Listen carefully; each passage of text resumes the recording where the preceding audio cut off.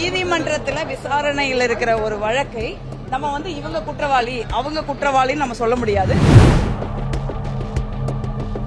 ஒரு நல்ல எண்ணத்தோட மாண்புமிகு முதலமைச்சர் அவர்கள் கரூர் துயர நிகழ்வில் பாதிக்கப்பட்ட மக்களுக்கு ஒரு எளிய ஒரு ஆதரவை தர்றது அப்படிங்கிறது தான். மக்களுடைய வாக்குமூலம் பதிவு பண்ணப்பட்டுருச்சு. இதற்கப்புறம் வந்து இந்த ஒரு எளிய பணியானை வாங்குறதுனால மக்கள் போய் அதை மாத்தி சொல்லுவாங்க. முதலமைச்சரா இருக்கிறவரு தன்னுடைய ஒரு அரசியல் கட்சியினுடைய நிகழ்வுல இந்த மாதிரி நடந்திருக்குது அப்படிங்கிற வேதனை அவருக்கு இருக்கும்ல. முதலமைச்சர் அவர்கள் பொறுத்த வரைக்கும் அவங்க என்ன சொன்னாங்கன்னா மீட்டிங்ல, அதாவது ஒருவேளை கூட்டம் அதிகமா இருக்குது அப்படின்னா காவல்துறை வந்து எங்களை வர வேண்டாம்னு சொல்லிருக்கலாம்.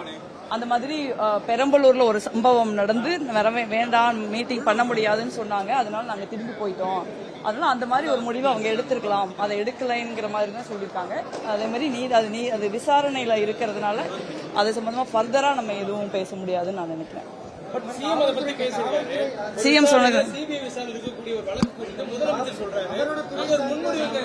இல்ல, முதலமைச்சர் பொறுத்த வரைக்கும் அவர் கருத்து சொல்லியிருக்காரு. அவர் வந்து நீதி விசாரணையை பாதிக்கிற மாதிரி எதுவும் சொல்லல. நான் இந்த ஊரல்ல நான் வந்திருக்கேன். இதுக்கு முன்னே நான் சில மாவட்டங்களுக்கு போயிருக்கேன். அந்த மாவட்டத்தில் இருக்கிற காவல்துறை நிர்வாகம் கட்டுக்கடங்காத மாதிரி கூட்டம் இருக்கு, அதனால நீங்க தயவு செஞ்சு திரும்பி போயிருங்கன்னு சொல்லியிருக்காங்க. நானும் திரும்பி போயிருக்கேன். அதே மாதிரி கரூர்லயும் சொல்லியிருந்தா நான் திரும்பி போயிருக்கேன் அப்படின்னு ஒரு கருத்து சொல்றாரு. அது வந்து நீதி விசாரணையை வந்து பாதிக்கிறதுன்னு மாதிரியான கருத்து அல்ல.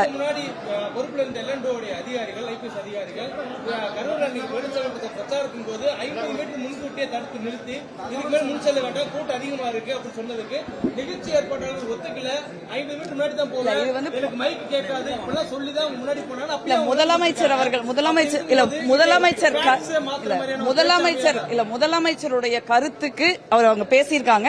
அது முதலமைச்சர் ஏன் அப்படி சொன்னாங்கிற கருத்துக்கு நான் பதில் சொல்லிட்டேன். ரொம்ப விளக்கமா வந்து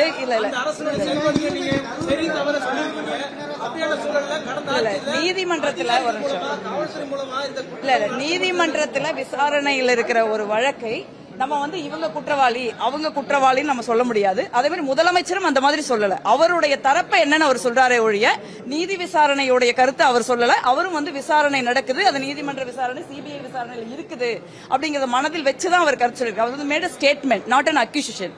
சோ அதனால ரெண்டுக்கும் வந்து வித்தியாசம் இருக்கு. ஒரு முதலமைச்சரா அவர் அவ்வளவுதான் சொல்ல முடியும். ஒரு நாடாளுமன்ற உறுப்பினரா நானும் வந்து ஒரு விசாரணையில் இருக்கிற வழக்கை வந்து யாரு குற்றவாளின்னு தீர்மானிக்க முடியாது. அதை தீர்மானிக்கிறதுக்கு தான் கோர்ட்டும் சிபிஐ என்கொயரி நடந்துகிட்டு இருக்கு. மிக நிச்சயமா அந்த என்கொயரி நடக்கும், நீதி கிடைக்கணும் தான் நம்ம எல்லாருமே நினைக்கிறோம். இன்னைக்கு வந்து நம்ம முக்கியமா சொல்ல வேண்டியது என்னன்னா, இன்னைக்கு வந்து கரூரை பொறுத்த வரைக்கும் அது அவ்வளவு ஒரு கொடுந்துயர சம்பவம் நிகழ்ந்த ஒரு நிலவுல நம்ம எல்லாருக்குமே தெரியும். பல குடும்பங்கள் வந்து ரொம்ப எளிய வறுமையில் இருக்கிற விளிம்பு நிலை மக்களா தான் இருக்காங்க, பாதிக்கப்பட்டவங்க எல்லாருமே. சோ அப்ப பாதிக்கப்பட்டவங்களுக்கு ஒரு எளிய உதவியை நம்ம கொடுக்கணும் அப்படிங்கிற ஒரு நல்ல எண்ணத்தோட மாண்புமிகு முதலமைச்சர் அவர்கள் முதல் முறையாக அரசு முறை பயணமாக கரூர் மாவட்டத்துக்கு தான் வந்திருக்காரு. அவருடைய முதல் அரசு நிகழ்ச்சியே கரூர் துயர நிகழ்வில் பாதிக்கப்பட்ட மக்களுக்கு ஒரு எளிய ஒரு ஆதரவை தர்றது அப்படிங்கிறது தான். அதுல நான் இதுக்கு விளக்க சொல்லியிருக்கேன் காலையிலேயே. அதாவது இது வந்து நம்ம வந்து எல்லாத்தையுமே வந்து நம்ம அரசியலோடவோ கடும் விமர்சன பார்வையோடவோ நம்ம பார்க்க முடியாது. நீங்க பாதிக்கப்பட்ட மக்கள் எளிய மக்கள், அதுல அவங்க தப்பு ஒண்ணு இல்லை. ஒரு அரசியல் கட்சியின் தலைவர் வராங்க, இல்ல நமக்கு பிடித்தமான ஒரு தலைவர் வர்றாங்க அப்படின்னா நம்ம எல்லாருமே போய் பார்க்க தான் செய்யறோம். ஆனா அப்படி ஒரு கொடும் நிகழ்வு நடக்கும்னு யாருக்கும் தெரியாது. ஒரு எளிய சாதாரண மக்களா போனவங்க தான் அங்க ஒரு பெரிய மாபெரும் இழப்பை அவங்க சந்திச்சிருக்காங்க. இன்னைக்கு ரியாலிட்டி என்ன அப்படின்னா, பல குடும்பங்கள் முறிஞ்சு கிடக்கு. இன்னைக்கு வந்து ஒரு முதலமைச்சர் வந்து அவங்க ஆணையை கொடுக்குறாங்க. கொஞ்ச நேரம் அங்க வந்து நம்ம பணியானை வந்து ஒரு மகிழ்ச்சியான விஷயம் அல்ல, வாங்குறவங்களுக்கும் சரி கொடுக்கறவங்களுக்கும் சரி. அப்ப ரொம்ப அங்க நிக்கிறது, அவங்க வாங்குறவங்களும் நமக்கு ஒரு வேலை கிடைச்சிருச்சுன்னு நினைக்காம மனசுடைஞ்சு அழுகுறாங்க, கொடுக்கறவங்களுக்கு அப்படிதான் இருக்கு. அப்ப ஒரு இடத்துல வந்து ஒரு பொண்ணு ஒருத்தர் வந்து குழந்தை எடுத்துட்டு வராரு. அப்ப ஒரு தம்பி, அந்த குழந்தை வந்து சிரிக்கு, அவங்க அப்பா அழுகிறாரு, அந்த குழந்தை சிரிக்குது. ஏப்பான்னு கேட்டு சிரிக்குது. அப்புறம் முதலமைச்சர்னால எல்லாருக்குமே ஒரு நெருக்கடியான சந்தர்ப்பம், முதலமைச்சர்னால முடியாம அவங்க கதறி அழுதாங்க திரும்பி நின்னு. சோ அந்த மாதிரி ஒரு சூழ்நிலை தான் நிக்கிறவங்களுக்கும் நம்ம கொடுக்கறவங்களுக்கும் ஒரு பெரிய வேதனை, வாங்குறவங்களுக்கும் ஒரு பெரிய வேதனை. அதுல எல்லாரும் புரிஞ்சுக்க வேண்டிய ஒண்ணு, இது வந்து ஒரு விதிமீறல் கிடையாது. ஒரு 10வது படிச்ச ஒருத்தருக்கு ஒரு முதலமைச்சர் தனிச் செயலாளர் பொறுப்பு நம்ம கொடுக்கல. அவங்களுக்கு வந்து என்ன அவங்களுடைய தகுதிக்கும் திறமைக்கும் என்ன வேலை இருக்கோ அந்த வேலையை தான், நியாயமான வேலையை தான் நம்ம கொடுத்திருக்கோம்.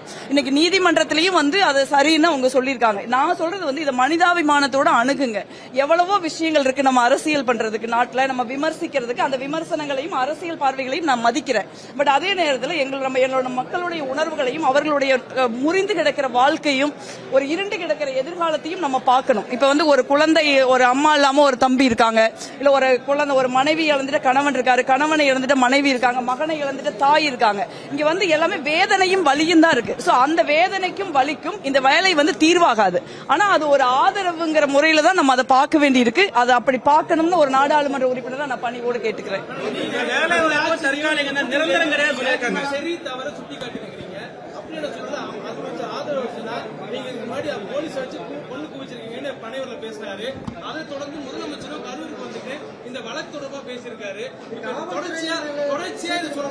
இந்த விஷயம் வந்து நான் ரொம்ப தெளிவா நான் சொல்றேன். இது வந்து உச்சநீதிமன்றத்திலையும் அவங்களுடைய என்ன சொல்றது, ரைட் டு ஸ்பீச்சுக்கு நம்ம தடை போட முடியாதுன்னு சொல்லியிருக்காங்க. இது வந்து இந்த விசாரணை இன்னைக்கு நடக்கல, சம்பவம் நடந்து ஏறக்குறைய 1 வருஷம் ஆக போகுது. அப்போ வந்து மாண்புமிகு உயர்நீதிமன்ற நீதியரசர் அவர்கள் வந்து ஒரு SIT போட்டாங்க. அந்த இன்னைக்கு உளவுத்துறை ஐஜியா இருக்கிற அஷாகார்க் அவர்களுடைய தலைமையில தான் அந்த SIT நடந்தது. அந்த SIT விசாரணை பண்ணாங்க. அந்த SIT விசாரணையில நம்ம மக்கள் போய் அப்பீராகி அவங்களுடைய வாக்குமூலத்தை கொடுத்திருக்காங்க. அந்த வாக்குமூலம் பதிவு செய்யப்பட்டிருக்கு. அதே மாதிரி இப்ப உச்சநீதிமன்றத்தினுடைய தீர்ப்பின் அடிப்படையில நீங்க வந்து ஒரு CBI விசாரணை நடக்குது. இந்த CBI விசாரணையிலையும் மக்கள் ஏற்கனவே அப்பீராகி மக்களுக்கு என்ன தெரியுமோ அதை சொல்லியிருக்காங்க. சோ இதெல்லாம் விசாரணை ஏற்கனவே நடந்து முடிந்து மக்களுடைய வாக்குமூலம் பதிவு பண்ணப்பட்டுருச்சு. இதற்கப்புறம் வந்து இந்த ஒரு எளிய பணியானை வாங்குறதுனால மக்கள் போய் அதை மாத்தி சொல்லுவாங்க அப்படின்னு சொல்ல நம்பருக்கு என்ன இடம் இருக்கு? இல்ல அது வந்து இல்ல அது 2 விதமா நம்ம பார்க்கலாம். நீங்க வந்து சாட்சிகளை அவங்க வந்து இன்ஃப்ளூயன்ஸ் பண்றாங்க அப்படின்னு சொல்றதுதான் நம்ம சொல்றோம். சாட்சிகளை இன்ஃப்ளூயன்ஸ் பண்றதுக்கு இன்னும் என்ன இருக்கு? சாட்சிகள் வந்து ஏற்கனவே வந்து போய் டெஸ்டிஃபை பண்ணிட்டாங்க. இனிமே புதுசா இன்னைக்குதான் ரெஜிஸ்டர் FIR ஆகிருக்கு, இன்னைக்குதான் CSR போட்டிருக்கோம். இனிமே போய் சாட்சிகள் சொல்லுவாங்கிறது அல்ல. அது இல்ல, நீங்க வந்து அவங்க என்ன நம்ம பாப்போம் என்ன சொல்றீங்களோ. இல்ல நீங்க வந்து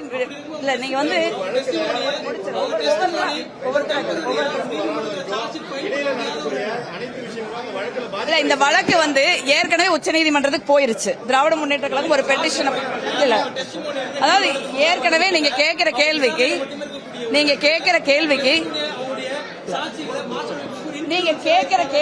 ஏற்கனவே உச்சநீதிமன்றம் பதில் சொல்லியிருக்காங்க. அவர்கள் ஒருத்தருடைய ஒரு பேசும் உரிமையை நம்ம மறுக்க முடியாது அப்படின்னு சொல்லி உச்சநீதிமன்றம் கருத்து சொன்னதுனால திராவிட முன்னேற்ற கழகம் அவங்களோட மனுவை வாபஸ் வாங்கியிருக்காங்க.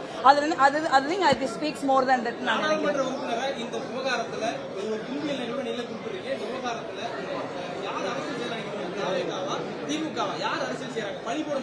இல்ல, என்னை பொறுத்த வரைக்கும் வந்து எல்லார் மேலேயும் அழுத்தம் இருக்கு. இப்ப முதலமைச்சர் மேல ஒரு பெரிய அழுத்தம் இருக்கு. சோ நீங்க வந்து ஒரு முதலமைச்சரா இருக்கிறவரு தன்னுடைய ஒரு அரசியல் கட்சியினுடைய நிகழ்வுல இந்த மாதிரி நடந்திருக்குது அப்படிங்கிற வேதனை அவருக்கு இருக்கும்ல. அப்ப அவர் கரூருக்கு வந்துட்டு என்ன சொல்லணும் நம்ம எதிர்பார்க்கிறோம். கரூர்ல வந்து அவர் என்ன ஒரு மகிழ்ச்சியான விஷயத்தை பத்தி அவர் பேச முடியாது. கரூருக்கு வந்து அவர் இந்த சம்பவம் நடந்ததுக்கு அப்புறம் கரூருக்கு முதல் முறையா வர்றாரு. அப்ப நிச்சயமாக அதை பத்தி கருத்து சொல்ற தன்னுடைய மனக்குமுறலை சொல்கிற ஒரு உரிமை வந்து முதலமைச்சருக்கு இருக்குதுன்னு நினைக்கிறேன்.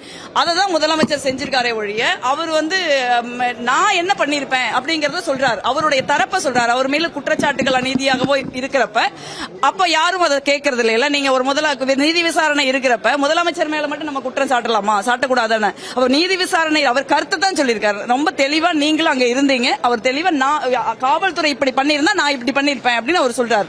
திரும்பி அவர் ஏற்கனவே போயிருக்காரு பெரம்பலூர்ல. சோ அது அந்த கருத்து சொல்றதுக்கான உரிமை முதலமைச்சருக்கோ அமைச்சர் ஆதவர்ஜன் அவர்களுக்கோ இருக்குதுன்னு நான் நினைக்கிறேன். என்னை பொறுத்த வரைக்கும் வந்து இது ஒரு கரூருக்கு வந்துட்டு அவரை எதை பத்தியுமே பேசாம போக முடியுமா? அது ஒரு மனச்சாட்சி உள்ள யாரும் வந்து அந்த சம்பவத்தை பேசதானே செய்வாங்க. இன்னைக்கு வந்து அவர் ஒரு முதலமைச்சரா இருக்கிற ஒருத்தர் அது கேமராக்களால படம் பிடிக்க முடியாத ஒரு இடத்துல நின்று திரும்பி அது மக்கள் கூட திரும்பி நின்று அழுகிறாரு. எல்லாருமே ஸ்டேஜ்ல அந்த நிலைமையில தான் நம்ம இருக்கோம். சோ அப்ப அவ்வளவு மனவேதனை உள்ள ஒரு மனிதர் தானே, ஒரு முதலமைச்சரா இருந்தாலும் அவரும் ஒரு மனிதர் தானே, அவருக்கும் ஒரு மனசு உணர்வு எல்லாம் இருக்கும்ல, அது எல்லாருக்குமே இருக்கும். நான் கடந்த முறை இருக்கிற முதலமைச்சரும் வந்தாங்க உடனே. நம்ம வந்து இதுல வந்து அரசியல் பண்ணக்கூடிய சூழல் இல்ல. எங்க மக்களை பொறுத்த வரைக்கும் நம்ம வந்து இன்னைக்குமே கரூர் அந்த துயரத்திலிருந்து வந்து ஒரு மீள முடியாம தான் நம்ம இருக்கோம்.